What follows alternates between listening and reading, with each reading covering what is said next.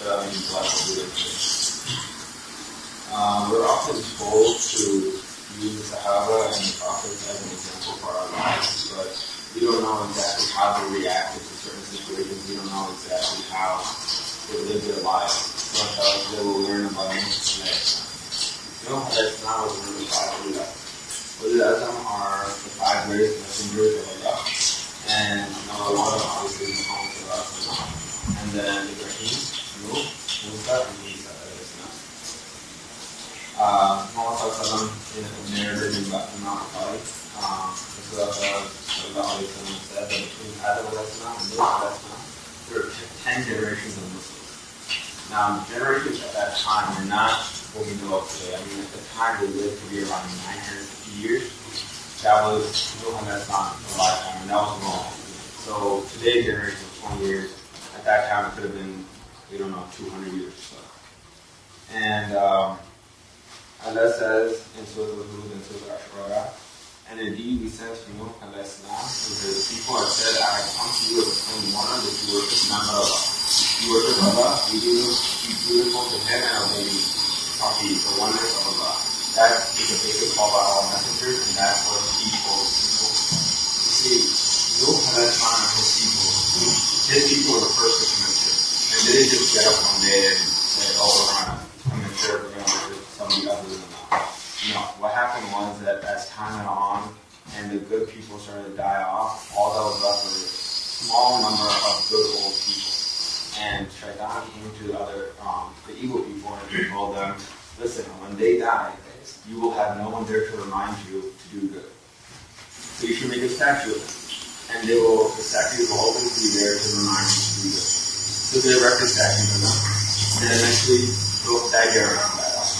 And once they died off, another generation came up and Shaitan came to them, telling them, these statues are here for you. And this is how the first church started. And what he's known for is he used every tool at his disposal, literally. And it said, said, oh my Lord, verily I have called my people night and day.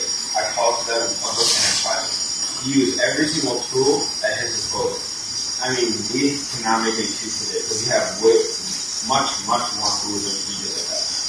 Today we have email, YouTube, CDs, Skype, all these things. You can communicate with somebody on the other side of the world within seconds. That's something that he did not have access to. He used every single way possible to spread the message of Allah.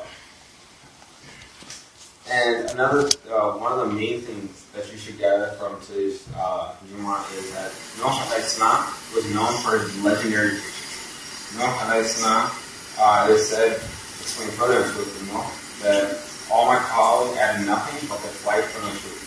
And verily, every time I called unto them that you might forgive them, they thrust their fingers into their ears, covered themselves up with their garments, and persisted and magnified themselves in pride. Meaning that not only were they not getting better, not only were they not saying the same, it was making things worse. I mean, imagine that today, you go to school or you go to work, and you tell somebody about Islam, and they turn their face away from you and they just walk away. I mean, for us, we would curse them, we would hate them, we would never talk to them again. We would hope they go to hell, all this stuff, we would never talk to them again. But Nuh alayhi salam kept us up for 950 years. And another thing that Nuh alayhi salam went through was that, like all the prophets, they said that he should have been rich, he should have been a king, or he should have been not human, like he should have been an angel. So Nuh alayhi salam told them, I don't control the treasures of Allah, and I don't have to. Meaning, I don't have to be rich to be a prophet. My simple job is I relay the message, I tell you about Islam, you accept or you don't, but I don't have to be rich. And I don't know the unseen. Many people believe that just because he's a prophet, that he should know when so-and-so would die, or when the next good year harvest would come. The prophets know what Allah told them. Nothing more, nothing less. And they also said that we do not see you but a man as ourselves, and we do not see you followed except by those who are lowest of us, and accept it without thinking. Now this right here is interesting. Those who followed you are the lowest of us, meaning that those who followed you are poor. Now that's not much of an insult, really, because we know that most people who convert to Islam are the poor people and the weakest people. Those are the first to convert to Islam. And then they also said, and they accepted without thinking. Now, this also is actually a point of pride, because what did Muhammad praise Abu Bakr for? He praised him, he told them that whenever I presented you with Islam, all of you hesitated. All of you thought twice. Abu Bakr, he did not hesitate. He grabbed it immediately. I mean, think about it. If someone is presenting you with a message of salvation, with a message of guidance, of truth, why would you hesitate in following them? I mean, if somebody tells you in the hereafter, you could be going to hell, but what I have to give to you is heaven, why would you hesitate for that? And this is actually a point of pride for the... And where they said, I don't control the prayers of Allah, on that also, I mean, remember Isa al-Islam, he was not followed by the Jews for that same reason. He was not a king. He was not rich. And that's why they did not follow him. Then this debate goes on for many, many years. I mean, like I said, it could be about 950 years. So this debate goes on for hundreds of years. And who are the ones that blame first? Who are the ones that become occasions? It is the chieftains of that tribe, of that nation. They say that, you know what, we give up. We can't handle this anymore. You bring on the punishment of Allah. After 950 years, one man alone against the entire nation, and they are the ones who give up. Not only that, they start threatening Nuh al-Islam. They say, if you keep this up, we'll stone you. And Nuh al-Islam, it was inspired to him by Allah. Allah said that none of your people will believe except for those that have already believed. So now that's it. Those people that have believed, that's the number that they will believe. I mean, no more believers. You're done. So Nuh al-Islam, now he prays against his people. And when a prophet prays against his people, there's nothing that can save them. I mean, when Nuh al-Islam prayed against his people were destroyed. Nuh al-Islam prayed, "Oh Allah, leave none of the non-believers on the face of this earth." And he didn't do this because he got impatient. He didn't do this because he was threatened. He did this also for the sake of Allah. The reason was that he said that when these non-believers, when they have children, their children will have children. And those children will have children. So the corruption will spread even further on earth. Not only that, the small number of believers that I have, those will be corrupted too. And so you can see from this that even then he didn't get impatient. Even then he did not fear for his life. He did it for the sake of Allah then too. So, and then when I say small amount of believers, the narration is somewhere between 8 and 70. It doesn't go beyond 70. So imagine that. 950 years and all you have is 70 followers. I mean, that speaks volumes about Nuh al-Islam's patience. After 950 years, only 70 or 80 followers. That's it. I mean, we see the fruits of our labor, and that encourages us to do more. When we go to work and we get that paycheck, it encourages us to do more work. Whenever we study for a test and then we get good grades, it encourages us to study more. Whenever we plant a tree and then a tree grows to a magnificent large tree, it encourages us to plant another tree. Now, Nuh al-Islam, he's going for 950 years and only seeing almost no progress. Some people are going the other way. That is a very frustrating situation to be in. So anyways, Nuh al-Islam, after he prayed against his people, Allah instructed him to build the ark. Do your part of the job.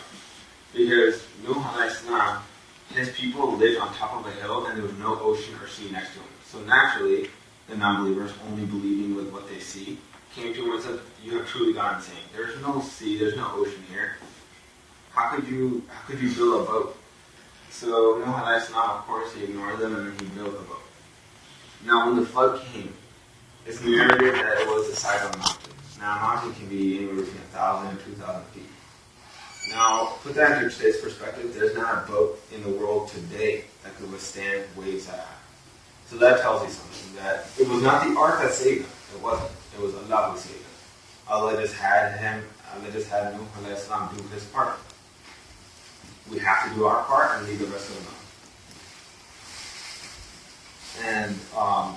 And then whenever the flood had finally come, his son was drowning in front of his eyes.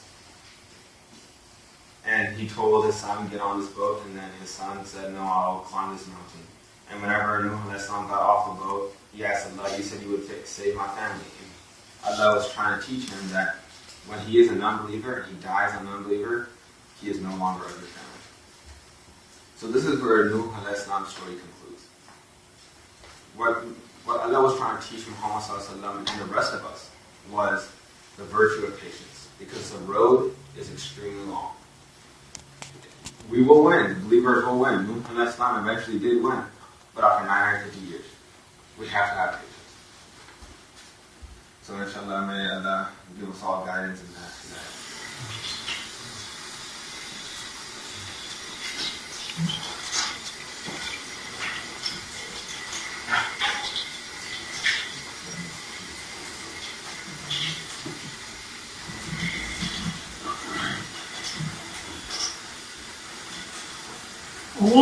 Allahu Akbar, Allahu Akbar, Allahu Akbar, Allahu Akbar. Ashhadu an la ilaha illallah.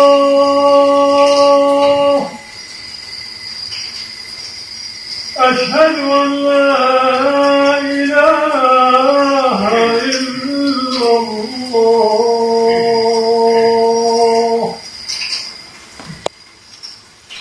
أشهد أن محمدا رسول الله.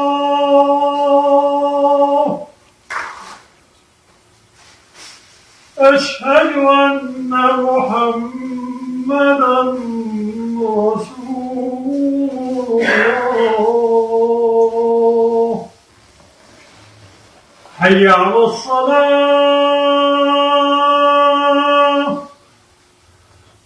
حي على الصلاة،